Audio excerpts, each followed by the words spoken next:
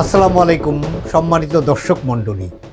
কথায় আছে, জিহ্বা সম্বরণ করতে পারলে আপনি অনেক বিপদ থেকেই নিরাপদ থাকবেন।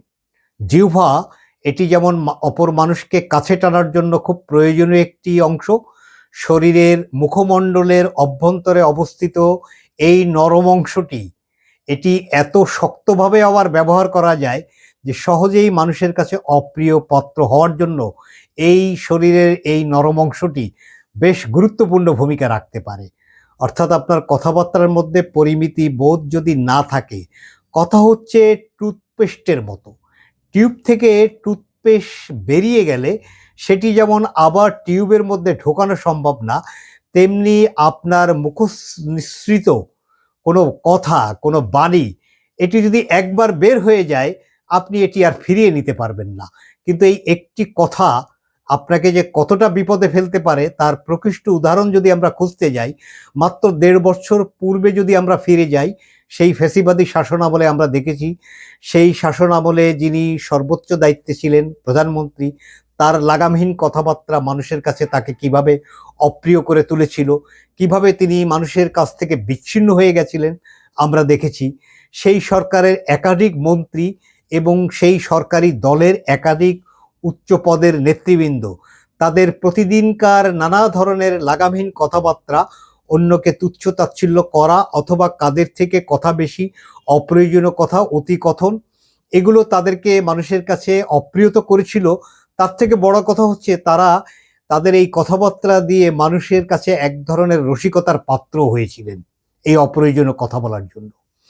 আমরা বর্তমান যে সরকারটি মাত্র কদিন হলো গঠিত হয়েছে, এখানে অনেককে আমরা মন্ত্রী নিয়োগ করা হয়েছে দেখেছি, যারা টেলিভিশনের কল্যাণে অত্যন্ত পরিচিত মুখ। টেলিভিশন টক শোগুলোতে তাদের পারফরমেন্স জনগণকে দারুণভাবে উদ্দীপ্ত করতে সক্ষম ছিল। তবে এই মন্ত্রী মহোদয় তারা বোধহয় ভুলে গেছেন যে তারা ওই সময়ে তাদের কথামালা দিয়ে জনপ্রিয় হয়েছিলেন কারণ তারা টেবিলের ওপাশে ছিলেন। তখন তাদের কাজ ছিল সমালোচনা করা, সরকারের ব্যর্থতা, ত্রুটি, বিচ্যুতি এগুলো চোখে আঙ্গুল দিয়ে দেখিয়ে দেওয়া। সেক্ষেত্রে অনেকেই পারদর্শী ছিলেন। অন্তত দুটি নাম তো খুব জোরে সোরে উল্লেখ করা যায়। একটি হলো সর্দার সাখাওয়াত হোসেন বকুল, আরেকটি হলো মোহাম্মদ রবিউল আলম। একজন স্বাস্থ্য মন্ত্রণালয়ের দায়িত্ব পেয়েছেন, আর একজন যোগাযোগ মন্ত্রণালয়ের দায়িত্ব পেয়েছেন। যোগাযোগ মন্ত্রণালয়ের মন্ত্রী হিসেবে ইতিমধ্যে রবিউল আলম তিনি চাঁদা এবং চাঁদাবাজির সংজ্ঞা দিতে গিয়ে রীতিমতো তিনি সমালোচনার পাত্র হয়েছেন। এই চাঁদা এবং চাঁদাবাজির ডেফিনিশন দিতে গিয়ে তিনি মূলত চাঁদাবাজদের এক ধরনের আশকারা বা প্রশ্রয় দিয়েছেন, এরকম অভিযোগ সামাজিক যোগাযোগ মাধ্যমে আমরা অহরহ দেখছি। কিন্তু তার কাজটি হলো চাঁদাবাজি এটি নিয়ন্ত্রণ করা। চাঁদা সেই সংগঠনের কল্যাণে নিয়োজিত হয় কিনা সে প্রশ্ন তো জনগণ জানে। সড়ক খাতে চাঁদাবাজ, যোগাযোগ খাতে চাঁদাবাজি, এই বিষয়গুলো নিয়ে দীর্ঘদিন থেকে কথাবার্তা আছে। হঠাৎ করে মন্ত্রী এমন কথা বললেন যাতে অনেকেরই ধারণা হতে পারে মন্ত্রী শ্রমিক সংগঠনগুলোকে বা শ্রমিক নেতাদেরকে আশ্বস্ত করছেন এই মর্মে যে আমি আপনাদের জন্য হার্মফুল হব না। এটি কিন্তু জনগণের বিপক্ষে যায়, যার কারণে এটি নিয়ে ব্যাপক সমালোচনা হয়েছে। টেলিভিশন টক শোর আরেকজন প্রিয় মুখ সর্দার সাখাওয়াত হোসেন বকুল, যিনি নতুন সরকারের স্বাস্থ্যমন্ত্রীর দায়িত্ব পেয়েছেন। এই ভদ্রলোক একজন পোড় খাওয়া রাজনীতিবিদ। তিনি দীর্ঘদিন ধরে রাজনীতি করেন, একাধিকবার তিনি জাতীয় সংসদের সংসদ সদস্য নির্বাচিত হয়েছেন এবং তিনি তার পেশাগত দক্ষতাও বেশ মানসম্মত, এটা আমরা জানি। এবং তিনি এই মন্ত্রণালয়ের মন্ত্রী হিসেবে তার ভালো করার কথা, এমনই আমাদের প্রত্যাশা। কিন্তু তিনিও দেখলাম কথাবার্তায় বাহুল্যের প্রভাবের মধ্যে পড়ে গেছেন। আমরা তার কাছে আশা করি না যে তিনি কথামালার জাদুতে মানুষকে মুগ্ধ করার শুধুমাত্র চেষ্টা করবেন। তাকে মনে রাখতে হবে তিনি এখন কথা বলছেন টেবিলের এপারে বসে, অর্থাৎ তিনি দায়িত্বের জায়গায় কথা বলছেন। এখন তার জন্য সমালোচনার ঝুঁকি আছে, ফলে তাকে প্রতিটি পদক্ষেপ, বিশেষ করে কথাবার্তায় অত্যন্ত সচেতন হতে হবে। কারণ স্বাস্থ্য মন্ত্রণালয়ে মানুষের একটা গুরুত্বপূর্ণ মৌলিক অধিকার যে স্বাস্থ্যসেবা, তার দায়িত্বে নিয়োজিত এই মন্ত্রণালয়ে, তার মন্ত্রী হচ্ছেন তিনি। তো তিনি সম্প্রতি একটা কথা বলেছেন, যেই কথাটার মধ্যে একটা বড় বাহুল্য কথা আছে। তিনি বলেছেন চিকিৎসা সেবা মানুষের দোরগোড়ায় পৌঁছে দেওয়ার প্রতিশ্রুতি আছে বর্তমান সরকারের। যথার্থ, মানুষের দোরগোড়ায় চিকিৎসা সেবা পৌঁছে দেওয়া সরকারের সাফল্যের গুরুত্বপূর্ণ অংশ। এর পাশাপাশি তিনি বলেছেন মানুষ ডাক্তারের পিছনে আর ঘুরবে না, ডাক্তার মানুষের পিছনে ঘুরবে। এটি বাহুল্য কথা। চিকিৎসা সেবা মানুষের দোরগোড়ায় পৌঁছে দেবেন, তার চেয়ে জরুরি হলো মানুষ আপনাদের দোরগোড়ায় যাওয়ার পরে যেন চিকিৎসাটা ভালো পায়। সবচেয়ে বড় কথা হলো বাংলাদেশের বিপুল জনগোষ্ঠী, তারা চিকিৎসার জন্য নির্ভর করে পার্শ্ববর্তী রাষ্ট্রে। বছরে প্রচুর পরিমাণ অর্থ যেটি দেশ থেকে পাচার হয়ে যায় চিকিৎসা খাতে পার্শ্ববর্তী রাষ্ট্রে। কি এমন জাদুমন্ত্র যে সেখানে যাওয়ার জন্য মানুষ এভাবে হাঁসফাঁস করেন? গত 1.5 বছর ভিসা বন্ধ থাকা অবস্থায় আমি মানুষের মধ্যে তাড়না দেখেছি যে ভিসাটা কবে ওপেন হবে, কবে একটু ওই দেশে যেয়ে চিকিৎসা করাবো। একটা রাষ্ট্রের নাগরিকদের অন্য রাষ্ট্রে যে চিকিৎসা করার এই তাড়না নিশ্চয়ই সেই রাষ্ট্রের স্বাস্থ্য খাতের দুর্বলতা, দুর্নীতি, অব্যবস্থাপনার কথাই মানুষের সামনে এনে দেয়। ফলে এই জায়গাগুলোতে কাজ করেন। দুর্নীতির একটি শীর্ষ খাত হলো স্বাস্থ্য খাত, স্বাস্থ্য মন্ত্রণালয়। সেখানে কাজ করেন। সেখানে কাজ করে দুর্নীতি থেকে এই মন্ত্রণালয়টা কিভাবে মুক্ত করা যায় সে বিষয়ে দেখেন। তৃণমূল পর্যায় পর্যন্ত একেবারে বাংলাদেশের নাগরিক, প্রান্তিক নাগরিকের কাছে চিকিৎসাটা কিভাবে পৌঁছে যায় সেটা দেখেন। ওষুধের মূল্য লাগামহীন সে বিষয়ে কাজ করেন।